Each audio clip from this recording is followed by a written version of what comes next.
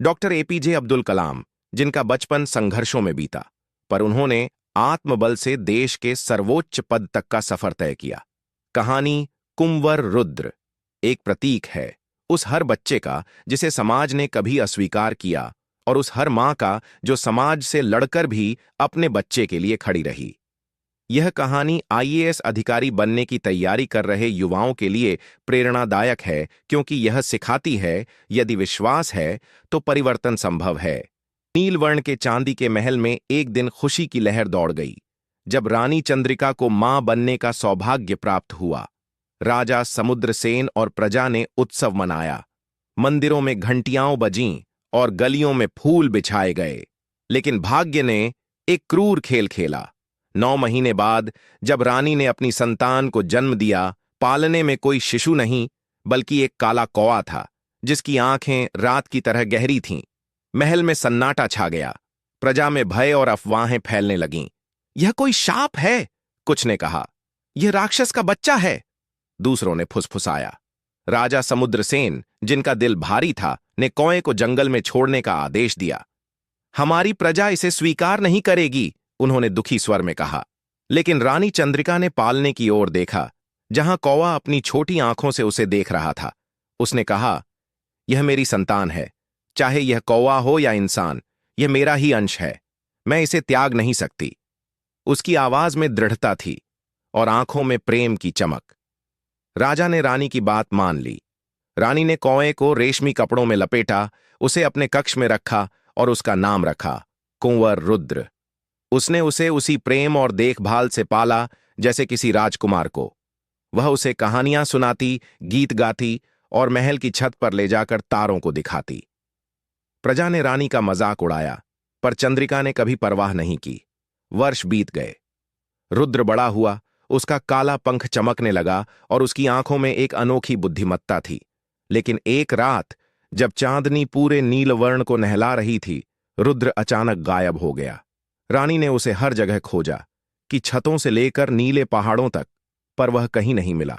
उसका दिल टूट गया, पर उसे विश्वास था कि उसका रुद्र कहीं सुरक्षित है।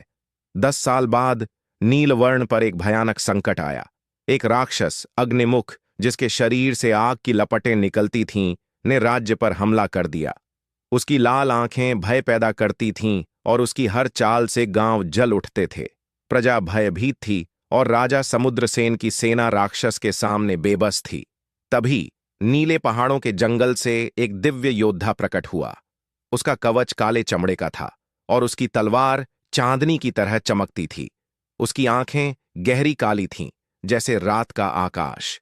उसने अग्निमुख से युद्ध किया और एक भयंकर लड़ाई के बाद उसने राक्षस का सिर काट दिया। अग्निमुख की चीखें जंगल में गूंजीं और वह धूल में मिल गया। प्रजा ने योद्धा की जय जयकार की। राजा समुद्रसेन ने उसे महल बुलाया और पूछा, हे वीर, तुम कौन हो? तुमने हमारे राज्य को बचा लिया, हमें तुम्हारा नाम बताओ। योद्धा ने मुस्कुराकर कहा, मैं वही काला कौवा हूं जिसे आपने जंगल में छोड़ने का आदेश दिया था। मैं कुंवर रुद्र हूं, आपकी संतान। महल में सन्नाटा छा गया। रानी चंद्रिका की आंखें आंसुओं से भर आईं। उसने रुद्र को गले लगाया और कहा, मैं जानती थी, मेरा बेटा कोई साधारण प्राणी नहीं है।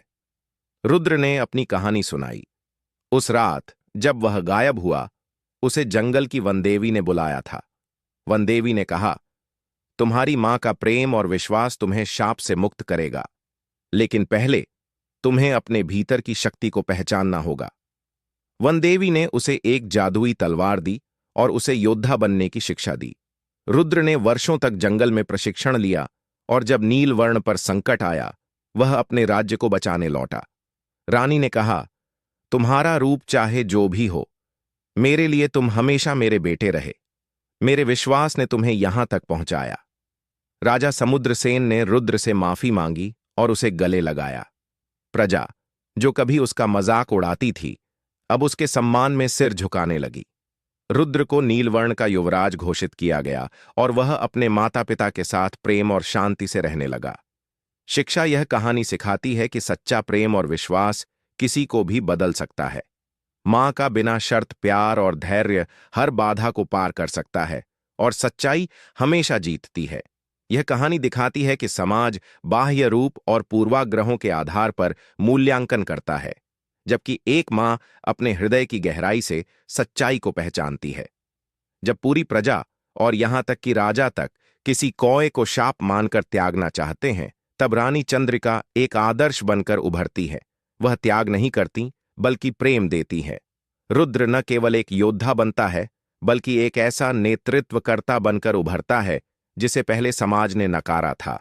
यह रिजेक्ट्स टू रिस्पेक्टेड की यात्रा है, जो प्रशासनिक सेवाओं में आने वाले अधिकारियों को यह सीख देती है कि समाज को सुधारना है तो भीतर की शक्ति को पहचानना जरूरी है। रानी का अडिग विश्वास ही उस शाप को मोक्ष में बदलता है। यहां एक गूढ़ संदेश है। विश्वास वह बीज है जो समय आने पर दिव्यता में खिलता है। रुद्र उस भारतीय दर्शन को जीवंत करता है जहां आत्मबल, आत्मशिक्षा और आत्मखोज से व्यक्ति अपनी सीमाओं से ऊपर उठकर दिव्यता प्राप्त करता है। यह तपस्या और साधना से मोक्ष की अवधारणा को रेखांकित करता है। रानी चंद्रिका भारतीय सांस्कृतिक मूल्यों में मां के उस स्वरूप का प्रतिनिधित्व करती हैं जो बिना किसी शर्त के अपनी संतान का साथ देती है। यह वात्सल्य भाव संतान के जीवन को दिशा देता है